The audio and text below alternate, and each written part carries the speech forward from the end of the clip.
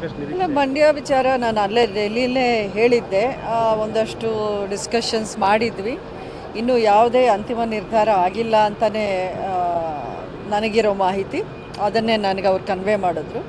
ಇನ್ನು ಇವತ್ತು ವಿಜಯೇಂದ್ರ ಅವರನ್ನು ಹೇಳಿದ್ರಲ್ಲ, 22ವರೆಗೂ ಯಾವುದು ಫೈನಲೈಸ್ ಆಗಲ್ಲ ಅಂತ. ಸೊ ಪ್ರಧಾನಮಂತ್ರಿಗಳು ಹಾಗೂ ಹೋಮ್ ಮಿನಿಸ್ಟ್ರ್ ಅವರು ಕೂತ್ಕೊಂಡು ಚರ್ಚೆ ಮಾಡಿಯೇ ಎಲ್ಲವೂ ಒಂದು ಅಂತಿಮ ನಿರ್ಧಾರವನ್ನು ಮಾಡೋದು.